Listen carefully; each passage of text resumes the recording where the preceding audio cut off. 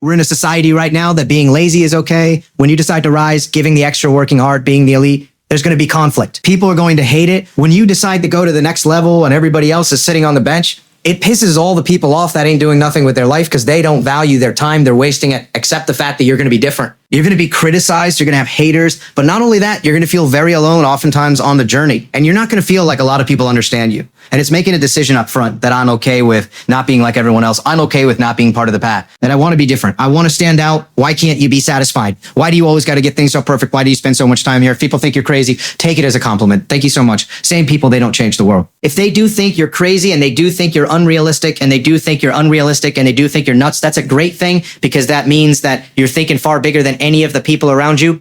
And that is always a good thing if you follow it up with action. So when they say these things, use them to your advantage. Use them as a reinforcement of the fact that you were on the right path. And I know it doesn't feel that way all the time, but I promise you that's what it means. When people don't understand you anymore, you're in that spot of obsession and drive. Crazy means that you have the ability to see things that other people can't. Anybody that's done something great, they don't think like anybody else. They can't. Everyone's going to think you're nuts. You're going to arrive at that time. But let me tell you something. If you want to build something real high and real special, the foundation has to go real deep. Most people can't tolerate the deep phase. People give themselves an excuse all the time when they say, he's built different. Well, if you mean he gets up earlier, he stays later, he asks questions. He's humble.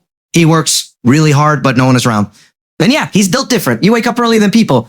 You stay later than people. You ask questions. You stay humble. You work harder than anyone, but no one's there. I guarantee someone that feels bad about themselves soon will label you as he's built different. He's built different should be your label.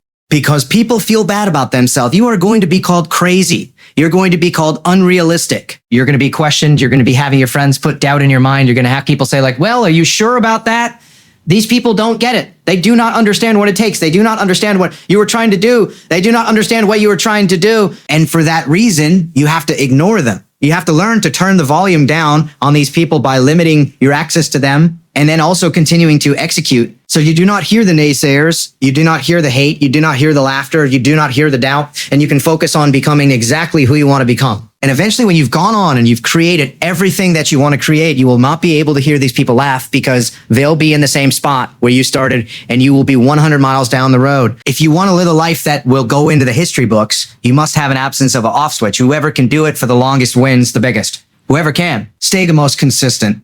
Whoever will be the most psycho competitor will grow the biggest and the fastest. And if you learn to get super obsessed, your obsessions become your possessions. That is a fact. You draw into your life exactly what it is you think about. It's a physical reality that you attract to yourself what you think about. So the difference in our life is 9% of our thoughts. You got to hone in and get aware of what you think about and then alter those 9% of the thoughts that are variable on a daily basis to serve you. That level of like, I must have this until it is that, you need that, like you need oxygen, you won't get it. It is going to demand so much of you. You're going to fall so many times. You're going to be so many obstacles. And unless it must happen in your life, one of them will make you stop. You can't be for sale. If your will can be bought, you're just not going to get it. The transition is going to be hard. I'm not going to lie to you.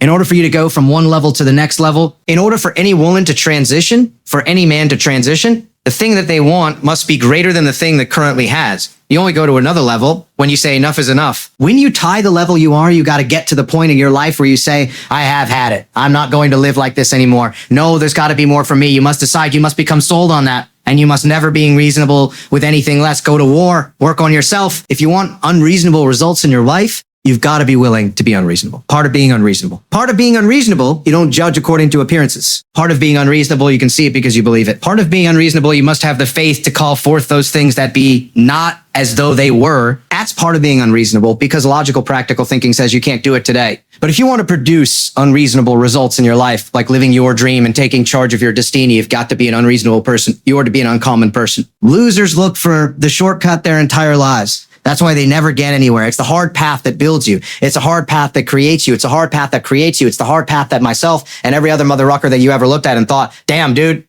nah, I want what they have. I want that for me. That's the path they went on. So what makes you think you're going to work your way around this path? What makes you think there's another way? The test is the path. The skills are gained on the hard path. Everything that you want is at the end of the path that no one else will take.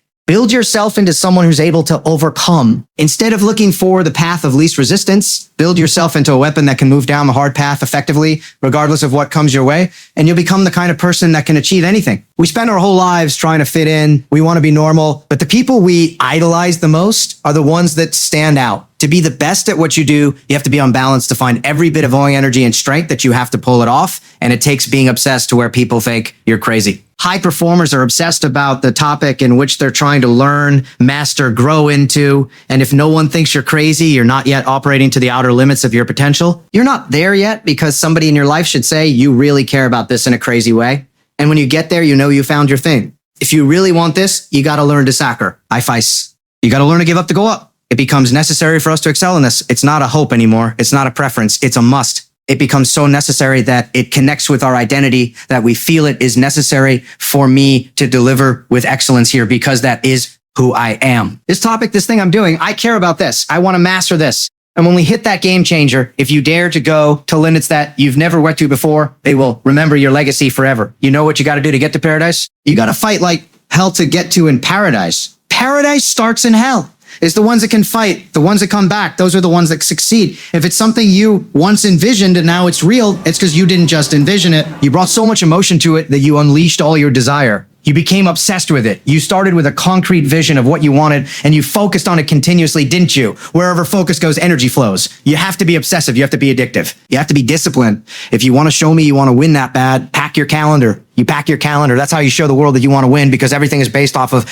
activity. It's mathematically impossible for you not to win at the highest level if your calendar is packed from day till night, every single day, the entire year, day after day after day after day after day after day after day. Without you winning, you got to work smarter and you got to work. You got to do both. Those times when you get up early and you work hard, those times when you stay up late and you work hard, those times where you don't feel like working, you're too tired, you don't want to push yourself, but you do it anyway. That is actually the dream. Greatness is not something that you meet once. It's something that you meet thousands of times in your life. And you don't reach it if you're not constantly in constant pursuit of greatness. And when you do this long enough, winning becomes not something that you aspire to do. Winning becomes who you are. People always say, you got to love the work. You got to love what you do. You don't have to love what you do. You got addicted to what you do. You got to be addicted to winning. All the greats on this planet were addicted to something. You got to get addicted to something good. You got to cross the line in life. If you really want to make it and you ain't got a bunch of money, you're not born rich. You got to cross the line. You got to go where nobody else wants to go. You got to cross the line. You got to put in 1 8-hour days. Sometimes you got to go further than the average guy next to you. Bullock's correct. This is what I live for. I am obsessed with this. So if it costs my life, if I die in the pursuit of my obsession, then so be. I went out doing what I love. People that are interested only take action when it's convenient. When you are committed to producing results, there is no excuses. You find the time, you carve out the time, you become disciplined, you form habits, and the breakthroughs follow every single time. The only limit to our impact is our creativity and caring. If you care enough and you're creative enough, there is no limit. Stop thinking about the score of the game and focus on one thing you can control. How much you give every moment you're on that court.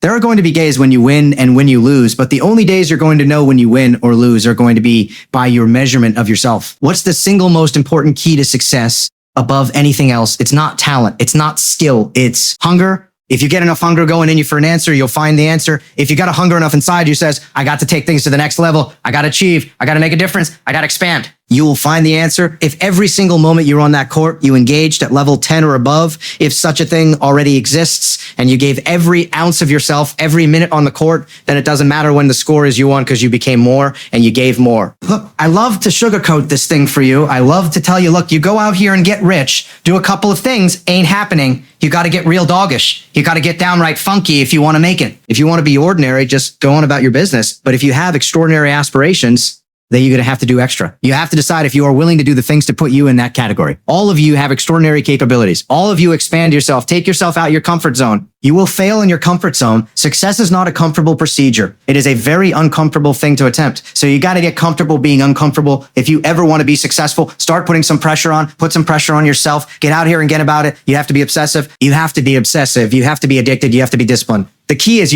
everyone else is looking for other individuals to do stuff for you. Stop looking for everybody else. It starts and it ends with you. No matter where anyone thinks I'm willing to let the whole world think I'm crazy. My commitment to my obsession is so great that I'm willing to stand by my damn self. Do you have to, in order to say I don't obsess you, look at any person who has achieved greatness in this life? Any of those things require all an effort. I mean, jump in the pool head first. Don't worry about the what ifs and make yourself a ST swim. And when I say all in, I mean all in. Every moment, every minute, every hour, every day, every week, every month, every minute, year, for as long as it takes for you to get where you're going, you should be consumed with that path. You have to dedicate every breath, every ounce of energy, and every thought and effort that you possibly have in your heart to becoming what it is you want to be. You better learn to get really used to being uncomfortable. And if you can get used to being uncomfortable, you're all in is not 60 hours a week. All in is not, I work for Saturday twice a month. All in is all per twice a month. All in is all per Saturday twice a month. All in is all